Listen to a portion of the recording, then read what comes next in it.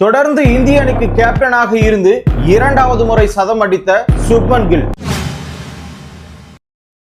ஸ்டோக்ஸுடன் வாக்குவாதத்தில் ஈடுபட்டுவிட்டு சதத்தை தவறவிட்ட ஜெய்ஸ்வால் ஒரே நாளில் பேச்சை மாற்றி மாற்றி பேசிவிட்டு முடிவை மாற்றிக்கொண்ட சுப்மன் கில் 2 முறைக்கு மேல இதுவரைக்கும் 26 ரன்னை டெஸ்ட் போட்டிகள்ல அடிக்காத கருண் நாயர். இந்திய அணியில நடக்கும் அநியாயம். தமிழக வீரர்கள் 2 பேர் ஒரே நேரத்தில் ஆடக்கூடாதா? 20 விக்கெட் டெஸ்ட் போட்டிகள்ல முழுசா எடுக்கணும்ன்ற எண்ணம் இருக்கா இல்லையான்னு சொல்லிட்டு கம்பீரை விளாசிய அஸ்வின். மேலே குறிப்பிட்ட அனைத்தையும் இந்த தொகுப்புல முழுமையாக பார்ப்போம்.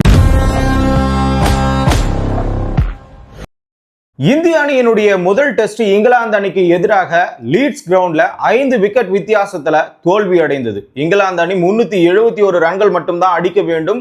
அப்படிப்பட்ட சூழ்நிலையில அந்த ரன்களை கண்டிப்பா ஒரு பவுலர்ஸ் டீமா இருந்தா கட்டுப்படுத்தி இருப்பாங்க. ஆனா அந்த இடத்துல கட்டுப்படுத்த முடியாம தோல்வியை அடைந்தார்கள். சோ இந்த விதத்திற்காக இந்த இடத்துல போலிங் லைனப்பை மாற்றி அமைப்பாங்க இந்திய அணி அப்படின்னு நினைச்சா பேட்டிங் லைனப்பை ஒரு பக்கம் மாற்றி அமைச்சிட்டு போலிங் லைனப் மேல ஒரு பார்வையும் இல்லாம கோட்டை விட்டுட்டாங்கன்னு தான் சொல்ல முடியும். அந்த வகையில என்ன நடந்திருக்குன்னா பும்ரா, ஷர்துல் தாக்கூர், சாய் சுதர்சன் 3 பேருக்கு ஓய்வு கொடுத்திருக்கிறாங்க. இதுல பும்ராவுக்கு இந்த மேட்ச்ல ஓய்வு கொடுத்துட்டு அடுத்த மேட்ச்ல எடுத்துட்டு வரலாம், ஏன்னா அவருக்கு காயம் ஏற்படும் என்ற ஒரு காரணத்தின் அடிப்படையில. ஆனா சாய் சுதர்சன் இன்னொரு பக்கம் கருண் நாயர், இந்த 2 பேருமே போன மேட்சுகள்ல ஒரே மாதிரியான ஆட்டத்தை தான் வெளிப்படுத்தினாங்க. இன்னும் சொல்ல போனா கருண் நாயர் அவர்கள் முதல் இன்னிங்ஸ்ல 0 ரன்னும் இரண்டாவது இன்னிங்ஸ்ல 20 ரன் மட்டும் தான் அடிச்சிருந்தாரு. ஆனா சாய் சுதர்சன் அவர்கள் ஒரு பக்கம் 30 ரன் 48 பாலுக்கு 30 ரன் அடிச்சிருந்தாரு இரண்டாவது இன்னிங்ஸ்ல. ஆனா முதல் இன்னிங்ஸ்ல அவரு 0 ரன் தான் அடிச்சிருக்காரு. ஆகையினால 2 பேருமே வாய்ப்பை தவற விட்டுட்டாங்க அப்படின்ற ஒரு எண்ணத்துல தான் போச்சு. ஆனா கம்பீர் அவர்கள் தன்னுடைய போட்டி முடிந்த உடனே பேட்டியில வந்து என்ன சொல்லி இருந்தாருன்னா 2 பேருக்குமே அடுத்த மேட்ச்ல வாய்ப்பு இருக்குன்னு சொல்லியிருந்தாரு. ஆனா தற்பொழுது நடந்திருக்கிறது பாத்தீங்கன்னா கருண் நாயரை தூக்கிட்டு வந்து 3rd பிளேஸ்ல ஆட வச்சிருக்கிறாரு. 6வது இடத்துல சாய் சுதர்சனுக்கு பதிலாக வாஷிங்டன் சுந்தரை இறக்கி இருக்கிறாரு. சரி, ஓகே, 8வது விக்கெட் வரைக்கும் நாம ஸ்ட்ராங் ஆக்கினாதான் கண்டிப்பா நம்மளால 500 ரன்னுக்கு மேல அடிக்க முடியுன்ற ஒரு எண்ணோட்டத்துல தான் சுப்மன் கில் அவர்களும் இன்னொரு பக்கம் கம்பீர் அவர்களும் இந்த திட்டத்தை செயல்படுத்தி இருக்கிறாங்க. நிதிஷ்குமார் ரெட்டி, அதுக்கப்புறமா வந்து வாஷிங்டன் சுந்தர், இந்த 2 பேரையும் எடுத்துட்டு வந்திருக்கிறாங்க. ஆனா இந்த இடத்துல ஹர்ஷ்தீப் சிங்கோ, குல்தீப் யாதவோ போன்ற வீரர்களை யாருமே எடுக்கல. இவங்க தான் முழு நேரமாக பந்து வீசக்கூடிய ஒரு நபர்கள். ஏன்னா பும்ராவுக்கு ஈக்குவலா இன்னொரு நபரை நம்ம தேர்வு செய்யணும்னா அது ஹர்ஷ்தீப் சிங்கா இருக்கணும், இல்ல குல்தீப் யாதவா இருக்கணும். ஆனா 2 பேருமே தேர்வு செய்யாம 20 விக்கெட்டை எப்படி கம்ப்ளீட்டா எடுக்க முடியும்? போன மேட்ச்ல பும்ரா இருந்தே அந்த முதல் டெஸ்ட் போட்டியில 2 இன்னிங்ஸ்ல சேர்த்து 15 விக்கெட் மட்டும் தான் எடுத்தாங்க. தோல்விக்கு மிக முக்கிய காரணமே அது மட்டும்தான். அந்த வகையில தான் சுப்மன் கில் முடிவை மாற்றி மாற்றி எடுக்கிறாருன்னு சொன்னோம். ஏன் மாற்றி மாற்றி எடுக்கிறாருன்னா, ஒரு நாளைக்கு முன்னாடி போலிங் லைனப்ப நாங்க ரொம்ப ஸ்ட்ராங் ஆக்க போறோம்னு சொல்லிட்டு இருந்தவர் தற்பொழுது உள்ள வந்து டாஸை போட்டு டாஸை தோத்த உடனே இங்கிலாந்து டாஸ் ஜெயிச்சுட்டாங்க. உடனே நாங்க குல்தீப் யாதவ் தான் எடுக்கலாம்னு இருந்தோம். ஆனா எங்களுக்கு 8வது விக்கெட் வரைக்கும் ஸ்ட்ராங்கா இருக்கணும்ன்ற ஒரு காரணத்துக்காக நிதிஷ்குமார் ரெட்டியும் இன்னொரு பக்கம் வாஷிங்டன் சுந்தரையும் சேர்த்திருக்கிறாங்க. இந்த இடத்துல ஷர்துல் தாக்கரை தூக்குனது சரிதான். ஆனா பிரசித் கிருஷ்ணாவை எந்த வகையில உள்ள எடுத்தாங்கன்னு தெரியல. அவருக்கு பதிலாக ஹர்ஷ்தீப் சிங்கை உள்ள போட்டிருக்கலாம். ஒருவேளை முழு நேரமா ஹர்ஷ்தீப் சிங்கால பந்து வீச முடியாது, பிரசித் கிருஷ்ணாவால தான் பந்து வீச முடியும்ன்ற ஒரு எண்ணம் கூட இருந்தாலும் இந்த இடத்துல பேட்டிங் லைனப்ல கான்சென்ட்ரேட் பண்றேன்னு சொல்லிட்டு போலிங் லைனப்ல இந்த வாட்டி கோட்டை விட்டுட்டு கடைசி நேரத்துல விக்கெட் எடுக்க முடியாம அந்த இடத்துல தோல்வி அடையக்கூடிய நேரம் கூட வரும். ஏன்னா போன மேட்ச் கூட அவங்க ஃபர்ஸ்ட் ஹாஃப்ல வந்து ஃபீல்டிங் தான் பண்ணாங்க. இப்பொழுதும் கடைசி நேரத்துல அவங்க பேட்டிங் விளையாடுற மாதிரி தான் வரும். அப்ப அந்த நேரத்துல போலிங்ல டைட் பண்ணா மட்டும் தான் நம்மளால ஜெயிக்க முடியுன்ற ஒரு எண்ணோட்டம் இருக்குது. ஆகையினாலதான் அஸ்வின் அவர்கள் நீங்க 20 விக்கெட்டை கம்ப்ளீட்டா எடுக்கணும்ன்ற எண்ணமே கிடையாதா? அப்ப ஏன் குல்தீப் யாதவ சேர்க்கவே மாட்டீங்க? கிட்டத்தட்ட 7 வருஷமா விளையாடி இருக்காரு, 13 டெஸ்ட் போட்டியும் தான் விளையாடி இருக்காரு. இதற்கான காரணம் யார் தெரியுமா? அஸ்வினும் ஜடேஜா மட்டும்தான். இவர்கள் இருவரும் அந்த போட்டி அந்த காலத்துல நல்லா சிறப்பா பந்து வீசுறதுனால யார் உள்ள வந்தாலும் எந்த ஸ்பின்னர் உள்ள வந்தாலும் எடுபட மாட்டேங்குது. அதுவும் இல்லாம அஸ்வினும் ஜடேஜாவும் ஒரு ஆல்ரவுண்டரா இருந்தாங்க. குல்தீப் யாதவ் இந்த இடத்துல ஆல்ரவுண்டரா இருந்தா கண்டிப்பா அவரை உள்ள எடுத்திருக்கலாம். ஆனா அஸ்வினும் ஜடேஜாவும் ஆல்ரவுண்டரா இருந்த காலத்துல ஒரு சதம், ஒரு 50 இந்த மாதிரி ஏதோ ஒண்ணு அடிச்சுட்டே இருப்பாங்க. ஆகையினாலதான் தற்பொழுது கூட அவரை எடுப்பதற்கு எல்லாருமே யோசிக்கிறாங்க. அதுவும் இல்லாம இந்த இடத்துல கருண் நாயரும் சாய் சுதர்சனுக்கும் வாய்ப்பு ஒரே மாதிரியா மறுத்து இருக்கணும். அப்படி இல்லையா ரெண்டு பேருக்குமே வாய்ப்பை கொடுத்து இருக்கணும். அதுவும் இல்லையா இந்த இடத்துல ரெண்டு பேரையுமே ஒதுக்கி வச்சுட்டு அபிமன்யு ஈஸ்வரனை தூக்கிட்டு வந்து தேர்ட் பிளேஸ்ல ஆட வச்சிருக்கணும். ஆனா கருண் நாயர் இந்த இடத்துல வந்து லோக்கல்ல விளையாடும் பொழுது தேர்ட் பிளேஸ்ல செம்மையா விளையாடி இருக்கிறாரு, பந்தையும் பழசாக்கி இருக்கிறாரு. ஆனா மீண்டும் இந்த இடத்துல 31 ரன்கள்ல அவுட் ஆயிட்டு போயிருக்காரு. 62 ஸ்ட்ரைக் ரேட்டோட 5 பவுண்டரி அடிச்சிருக்காரு. இந்த மாதிரி விளையாடுனா அடுத்த இன்னிங்ஸ்லயே ஒரு தவற விட்டார்னா கண்டிப்பா இந்த இடத்துல வாய்ப்பு பறிபோகும்.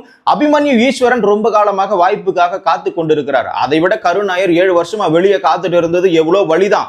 இருந்தாலும் இந்த இடத்துல அவருடைய வாய்ப்புக்கான ஒரு தகுதியான ஆட்டத்தை வெளிப்படுத்தி இருந்தா யாருக்குமே எந்த குறையும் இருந்திருக்காது. சாய் சுதர்சனும் வெளியே அனுப்பப்பட்டாரு, இன்னொரு பக்கம் அபிமன்யு ஈஸ்வரனும் வெளியே அனுப்பப்பட்டாரு. ஆனா கருண் நாயர் உள்ள சேர்க்கப்பட்டு இந்த இடத்துல ஈஸியா அவுட் ஆயிட்டு போயிட்டாரு ஒரே ஒரு 31 ரன்கள்ல.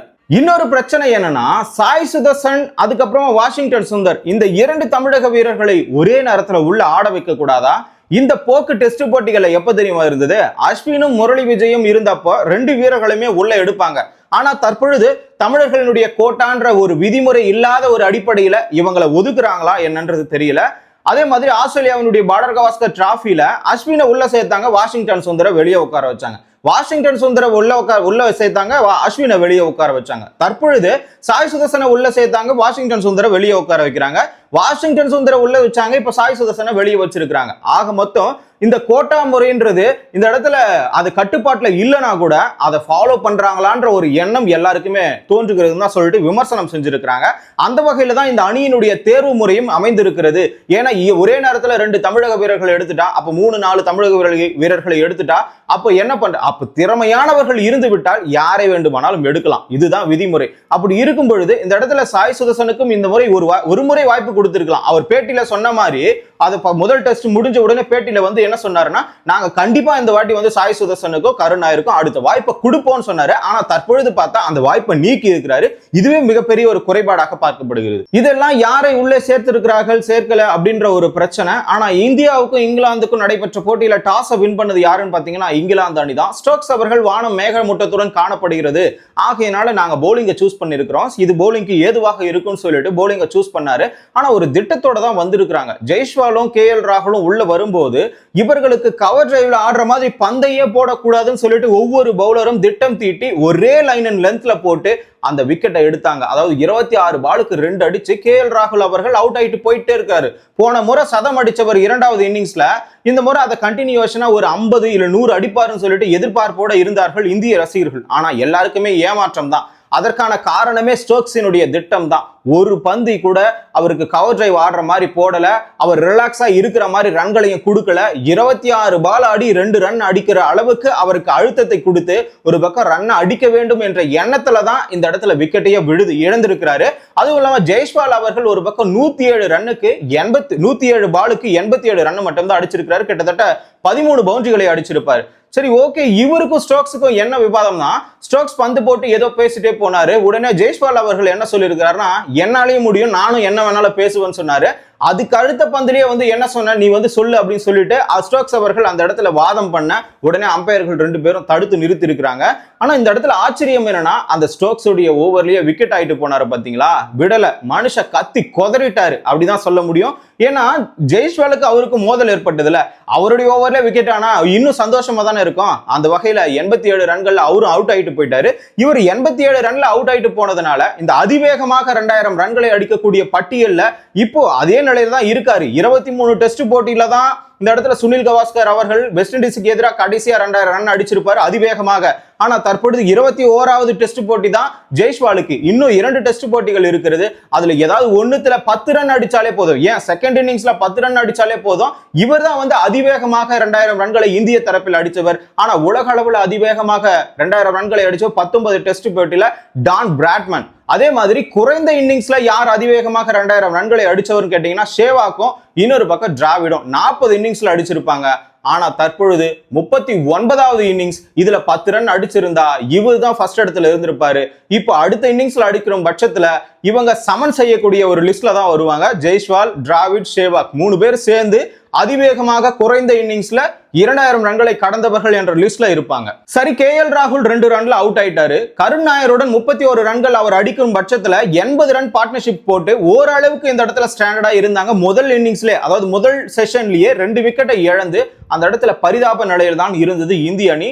அதுக்கப்புறமா யார் வந்தாங்கன்னு கேட்டீங்கன்னா சுப்மன் கில் தான். சுப்மன் கில் வந்து ஜெய்ஸ்வாலுடன் கொஞ்ச நேரம் பார்ட்னர்ஷிப் அமைச்சாரு, அவரும் போயிட்டாரு. அதுக்கப்புறமா ரிஷப் பண்ட் 25 ரன், அவரும் அவுட் ஆயிட்டு போயிட்டாரு பஷீர் ஓவர்ல. இப்படி இருக்கும்பொழுது இப்ப ஜடேஜாவும் சுப்மன் கில்லும் தான் உள்ள இருக்கிறாங்க. சுப்மன் கில் தலைமையில இது வரைக்கும் சர்வதேச போட்டிகள்ல 7 சதத்தை அடிச்சு அவர் கேப்டனா இருந்து இங்கிலாந்துக்கு எதிராக 4வது 100 அடிச்சு கேப்டனா இருந்து 2வது சதம் அடிச்சிருக்கிறாரு.